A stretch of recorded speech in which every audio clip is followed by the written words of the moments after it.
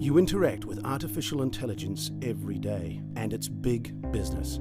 Take, for example, Google Ads. It matches search words to advertisements, and last we checked, it made Google more than $100 million a day.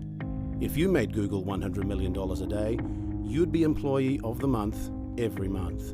But you don't. That's because you're a human, and unlike AI, you cost your company money.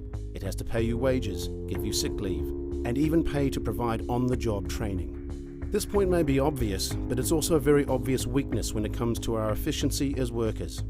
Of course, it takes a lot of money to develop tools like the ones powering Google AdWords, but once created, its skill is unmatched, and it vastly improves over time.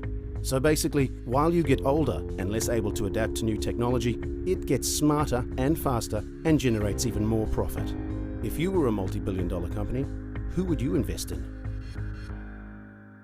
Of all the people currently on planet Earth, 75% are considered working-age population, but only 58% of these people are actually employed, with just a small percentage unemployed. With less than half the population employed, there are a lot of people depending on those with jobs to provide an income to live. Over the next decade, unemployment is expected to rise dramatically, largely due to AI and the automation of our jobs. By 2025, more than half of the world's current work tasks will be automated and performed by AI.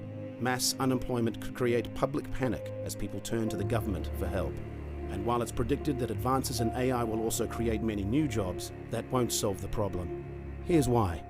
When low-skilled laborers are replaced by AI, they cannot move easily into the new high-skilled jobs without years of education and training. Top researchers predict that by 2022, 1 in 5 workers will have AI as a co-worker. And with AI capable of doing more jobs, it might become harder for us to predict viable careers in the future. What we consider irreplaceable jobs today could become redundant in the not-too-distant future. And AI has already started to teach school children, so we should begin to prepare for the coming changes. In 1976, computer scientist Joseph Weizenbaum warned that AI should never be used for jobs that require compassion and empathy.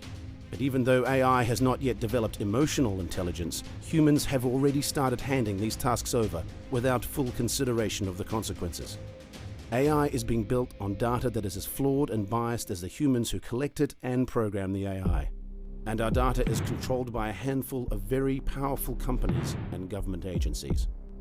To put this in context, if AI uses flawed data, the calculated decisions it makes will be equally biased.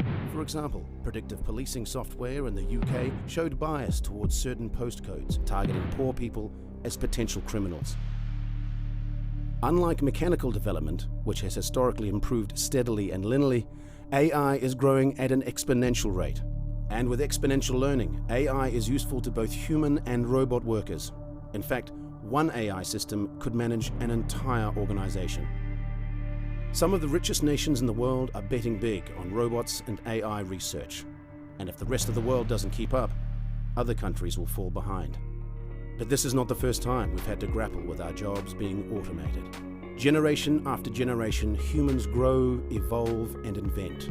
We dare to take massive strides into what we hope is a brighter future. But what if we've written or coded ourselves out of our own story? In the near future, an estimated 800 million jobs could be lost to AI. That means over 1/4 of the entire global working class will lose jobs and will need new ways to live and earn money. This might require education and retraining, or an unconditional payout in the form of universal basic income. The truth is, AI isn't just the future of work, it's the future of business, big business. AI can do the work of millions of humans from anywhere in the world, at any time, day or night, and it doesn't need sick days. How can we possibly compete?